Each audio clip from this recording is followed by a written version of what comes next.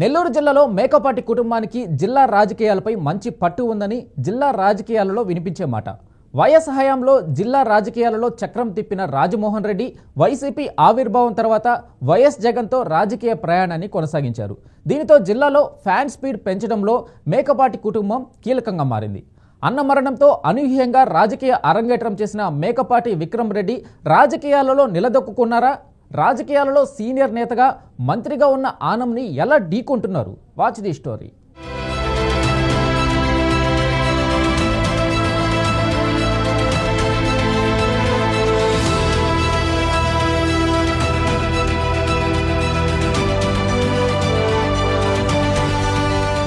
నెల్లూరు జిల్లా ఆత్మకూరు రాజకీయాలు ఎప్పుడు రసవత్తరంగానే ఉంటాయి. 1952లో ఆత్మకూరు నియోజకవర్గం ఏర్పాటు కాగా ఇప్పటి వరకు 18 సార్లు ఎన్నికలు జరిగాయి.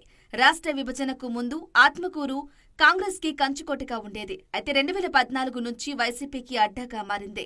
నెల్లూరు జిల్లాలో సీనియర్ నేత అయిన మేకపాటి రాజమోహన్ రెడ్డి కుమారులు ఆత్మకూరులో వైసీపీ జెండా ఎగురవేయడంలో కీలక పాత్ర పోషించారు. నెల్లూరు జిల్లాలో మేకపాటి కుటుంబానికి జిల్లా రాజకీయాలపై మంచి పట్టు ఉందని జిల్లా రాజకీయాలలో వినిపించే మాట.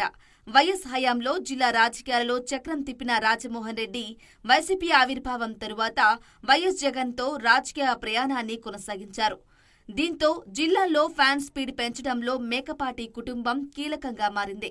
ఆనాడు జగన్మోహన్ రెడ్డి గారు పాపం ఆయన ఇస్తున్నటువంటి సంక్షేమ పథకాల వలన వ్యాపారస్తులు కావచ్చు, పేదలు కావచ్చు, పేదల యొక్క కొనుగోలు శక్తి పెరిగింది. వ్యాపారాలు బ్రహ్మాండంగా జరిగినాయి. సమాజం అంతా కూడా బాగా సస్యశ్యామలంగా ఉన్నది. ఈరోజు ఆ పరిస్థితి లేదు, ఘోరాతి ఘోరంగా ఉంది.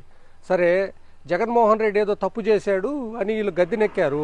ప్రతిరోజు ఈరోజు చంద్రబాబు గారు కావచ్చు, పవన్ కళ్యాణ్ గారు కావచ్చు, ప్రతిరోజు వీళ్ళు ఏం చేస్తున్నారంటే జగన్మోహన్ రెడ్డి గారిని విమర్శించడమే వాళ్ళు ఒక పనిగా పెట్టుకున్నారు. అంతే తప్పితే పేదలకు ఏదో చేద్దామనేటువంటి పరిస్థితి లేనే లేదు. ఈ 6 నెలల్లో కూటమి ప్రభుత్వం అట్టర్ ఫ్లాప్ అయిపోయింది.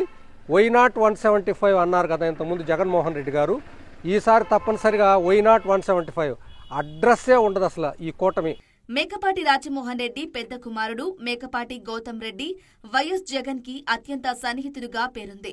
దీంతో 2014 ఎన్నికల్లో ఆత్మకూరు నుంచి వైసీపీ అభ్యర్థిగా పోటీ చేసిన గౌతమ్ రెడ్డి తొలి ప్రయత్నంలోనే విజయం సాధించి ఎమ్మెల్యేగా ఎన్నికయ్యారు. ఆ తరువాత 2019 ఎన్నికల్లోనూ మరోసారి ఎమ్మెల్యేగా పోటీ చేసిన గౌతమ్ రెడ్డి రెండోసారి ఎమ్మెల్యేగా గెలుపొందారు. ఆ ఎన్నికల్లో వైసీపీ అధికారంలోకి రావడంతో గౌతమ్ రెడ్డిని జగన్ మంత్రివర్గంలోకి తీసుకున్నారు. గౌతమ్ రెడ్డికి నియోజకవర్గంతో పాటు జిల్లాలోనూ పార్టీలోనూ సౌమ్యుడిగా మంచి పేరుంది. మంత్రిగా నియోజకవర్గంలో పలు అభివృద్ధి కార్యక్రమాలకు శ్రీకారం చుట్టారని స్థానికులు అంటుంటారు. అయితే 2022 ఫిబ్రవరిలో గౌతమ్ రెడ్డి గుండెపోటుతో మరణించారు. దీంతో ఆత్మకూరులో ఉప ఎన్నిక అనివార్యమయ్యింది.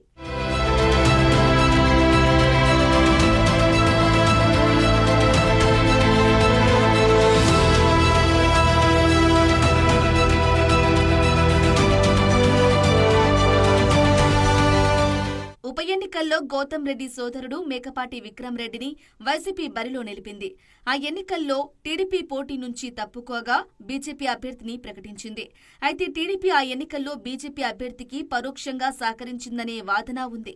వైసీపీ అభ్యర్థిగా పోటీ చేసిన విక్రమ్ రెడ్డి బీజేపీ అభ్యర్థి భరత్ కుమార్ యాదవ్ పై 82,888 ఓట్ల మెజార్టీతో విజయం సాధించి తొలి ప్రయత్నంలోనే అసెంబ్లీలో అడుగుపెట్టారు.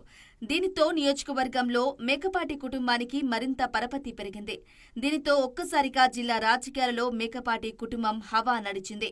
విక్రమ్ రెడ్డి ఎమ్మెల్యేగా గెలవడంతో అన్న గౌతమ్ రెడ్డి మొదలుపెట్టిన అభివృద్ధి కార్యక్రమాలను విక్రమ్ రెడ్డి పూర్తి చేశారని అంటారు నియోజకవర్గం ప్రజలు. జిల్లాలోనే ఎంతో కీలకంగా ఉన్న సంగం బ్యారేజీని పూర్తి చేసిన జగన్ సర్కార్ ఆ ప్రాజెక్టుకి దివంగత మంత్రి మేకపాటి గౌతమ్ రెడ్డి పేరు పెట్టారు. గౌతమ్ రెడ్డి సేవలను గుర్తిస్తూ నిర్ణయం తీసుకున్నామని అప్పటి సీఎం జగన్ వ్యాఖ్యానించారు. అయితే దీనిపై రాజకీయ పార్టీల నుంచి మిశ్రమ స్పందన వచ్చిందని రాజకీయ వర్గాల్లో టాక్ ఉంది. ఆర్భాటాలు తప్ప ప్రజలకు ఉపయోగపడినటువంటి పనులు ఇంకా కూడా వాళ్ళు ఎందుకనో ప్రారంభించలేకపోతున్నారు. అనేక రకాలైనటువంటి వాగ్దానాలు ఇచ్చారు. ప్రధానంగా సూపర్ 6 అన్నారు. ఆ సూపర్ 6లో ఒక 6 కూడా కొట్టినటువంటి పొజిషను ఇప్పటికీ కనపడట్లేదు. ఆ మాట ఎందుకు అనవలసి వస్తుందంటే 1000 రూపాయలు పెన్షన్ పెంచడం తప్ప అనేక మంది విధవరాళ్ళు అసలు ఈ సూపర్ 6ని ఇంప్లిమెంట్ చేస్తారా చేయరా అనేటువంటి ఆలోచనలో ప్రజలుండారు. మేము పెనం మీద నుండి పొయ్యిలో పడ్డామన్నటువంటి ఆలోచనకి ప్రజలు వచ్చారు. ఇక్కడ ఉన్నటువంటి ఎమ్మెల్యే గారు గౌరవనీయులు రామరారెడ్డి గారు ఈ పట్టణాన్ని కానీ ఈ నియోజకవర్గాన్ని కానీ అభివృద్ధి చేస్తారని చెప్పి కారణాలైతే ప్రజలకు తెలియదు, కానీ ఆయన నియోజకవర్గానికి ఏ రకంగా దూరంగా ఉన్నారో అదే రకంగా ప్రస్తుతానికి అభివృద్ధికి కూడా దూరంగా ఉన్నారు. మేకపాటి విక్రమ్ రెడ్డి రాజకీయ రంగ ప్రవేశం ఊహించిందని చెప్పాలి. తన సోదరుడు మేకపాటి గౌతమ్ రెడ్డి అకాల మరణంతో రాజకీయ రంగ ప్రవేశం చేసిన ఆయనకి ఒక పక్క సింపతి, మరో పక్క పార్టీ అధికారంలో ఉండటంతో విక్రమ్ రెడ్డికి కలిసొచ్చిన అంశాలు.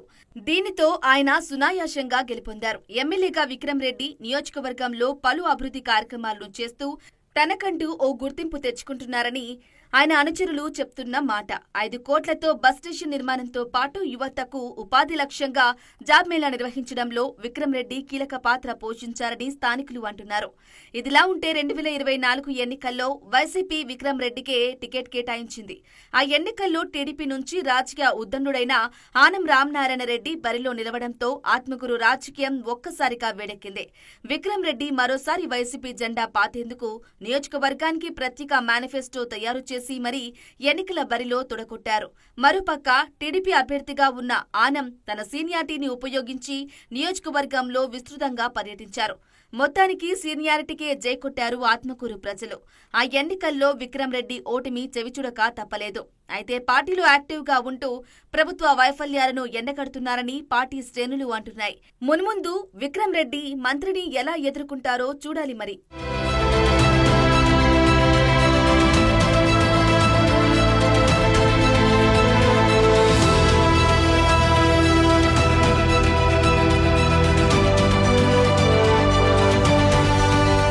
రెండు 2024 ఎన్నికల్లో ఆత్మకూరు నుంచి వైసీపీ అభ్యర్థిగా రెండోసారి పోటీ చేసిన విక్రమ్ రెడ్డి ఎందుకు వెనకబడ్డారు? ఆత్మకూరులో మేకపాటి కుటుంబానికి తిరిగేలేదంటూ ఉపన్యాసాలు ఇచ్చిన విక్రమ్ అతి విశ్వాసమే కొంపముంచిందా? ఈసారి కూడా గెలుపు గుర్రం ఎక్కేది మేమే అని వైసీపీ శ్రేణులు ఆకాశంలో మేడలు కట్టుకున్నారా? ఆత్మకూరు టీడీపీ అభ్యర్థిగా ఆనం రాకతో ఒక్కసారిగా రాజకీయాలు మారిపోయినాయా? మెజార్టీ తగ్గిన గెలుస్తామనే ఆశతో ఉన్న విక్రమ్ రెడ్డికి ఎన్నికల ఫలితాలు తర్వాత నిరాశ మిగిలిందా? ఆత్మకూరులో విక్రమ్ రెడ్డి రాజకీయ భవిష్యత్ ఎలా ఉండబోతుంది? Watch the story.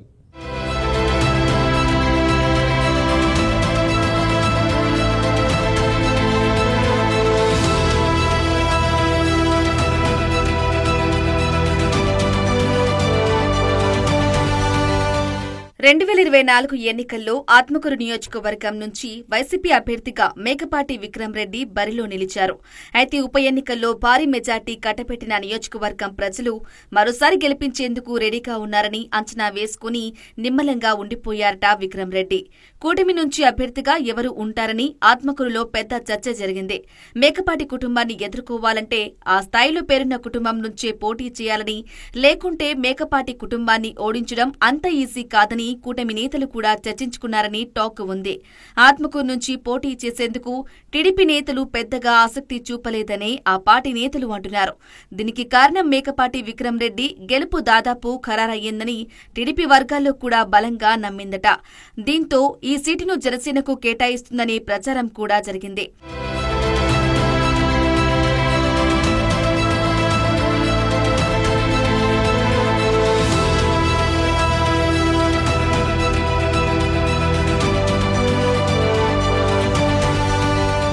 ఇక ఈ పరిణామాలన్నీ వైసీపీలో మరింత జోష్ నింపాయట. ఈసారి కూడా గెలుపు గుర్రం ఎక్కేది మేమే అని వైసీపీ శ్రేణులు ఆకాశంలో మేడలు కట్టుకున్నారని అంటారు ఆత్మకూరు రాజకీయాలకు పరిశీలించిన మేధావులు. అయితే ఆ అతి విశ్వాసమే విక్రమ్ రెడ్డి కొంప ముంచిందని రాజకీయ వర్గాల్లో వినిపించే మాట.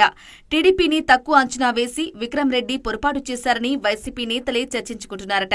ఆత్మకూరులో పసుపు జెండా పాతాలని టీడీపీ అధిష్టానం ఎప్పటినుంచో ఎదురుచూస్తోంది. దీనికి తోడు జిల్లా రాజకీయాలపై పట్టు ఉన్న ఆనం రామనారాయణ రెడ్డి టీడీపీ తీర్థం పుచ్చుకోవడంతో ఆత్మకూరులో మేకపాటిపై పోటీకి గట్టి అభ్యర్థి దొరికినట్లేనని టీడీపీ అధిష్టానం భావించిందట. అయితే ఆనంని ఆత్మకూరు నుంచి పోటీ చేయమని టీడీపీ ఆదేశించినా ఆయన మాత్రం వెంకటగిరిపై కర్చీఫ్ వేశానని చెప్పారట అధిష్టానానికి. దీంతో పార్టీ అధినేత చంద్రబాబు జోక్యం చేసుకుని ఆత్మకూరు నుంచే పోటీ చేయాలని చెప్పడంతో చివరికి ఆత్మకూరు నుంచే బరిలో నిలిచారు ఆనం.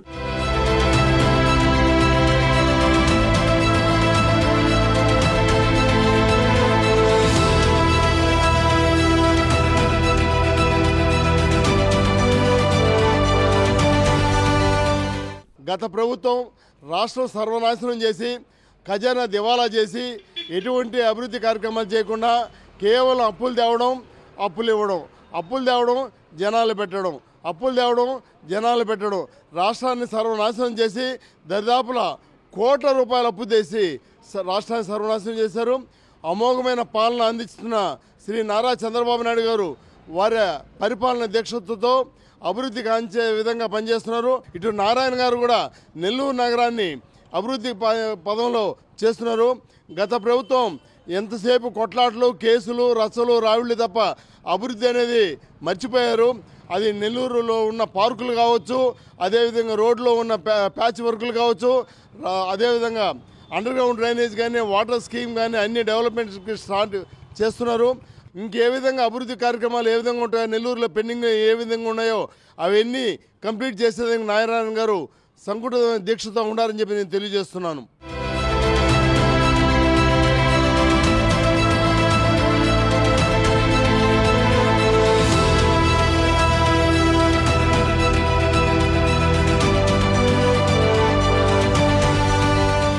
ఆత్మకూరు టీడీపీ అభ్యర్థిగా ఆనం బరిలో నిలవడంతో నెల్లూరు రాజకీయాలు ఒక్కసారిగా వేడెక్కాయి. అప్పటి వరకు గెలుపు నాది అని భావించిన విక్రమ్ రెడ్డి కాస్తంత దైలమాలో పడ్డారట. నియోజకవర్గంలో తాను చేసిన అభివృద్ధి, సంక్షేమ కార్యక్రమాలే గెలిపిస్తాయని లెక్కలు వేసుకున్న విక్రమ్ రెడ్డి ఆనం రాకతో పరిస్థితులు ఒక్కసారిగా తారుమారు అయ్యాయట. ఆనం సీనియారిటీని ఉపయోగించి తనదైన స్టైల్లో రాజకీయాలు మొదలుపెట్టి వైసీపీ సర్కార్పై విమర్శలు చేస్తూ నియోజకవర్గంలో పర్యటించారు. దీనికి తోడు ఆనం వైసీపీలో పనిచేయటం, ఎలాగైనా వైసీపీని ఓడించాలని కసిగా పనిచేయటంతో విక్రమ్ రెడ్డికి గెలుపు మీద ఆశ రోజురోజుకి సన్నగిల్లిపోయిందట. అప్పటి వరకు గెలుపుపై ధీమాగా ఉన్న విక్రమ్ రెడ్డి గట్టి అభ్యర్థి రావటంతో ఈ ఎన్నికల్లో టఫ్ ఫైట్ తప్పదనే అంచనాకు వచ్చిందట వైసీపీ. మెజార్టీ తగ్గినా గెలుస్తామనే ఆశతో ఉన్న విక్రమ్ రెడ్డికి ఎన్నికల ఫలితాలు తరువాతే నిరాశ మిగిలింది. ఆత్మకూరులో విక్రమ్ రెడ్డి రాజకీయ భవిష్యత్తు ఎలా ఉంటుందో చూడాలి.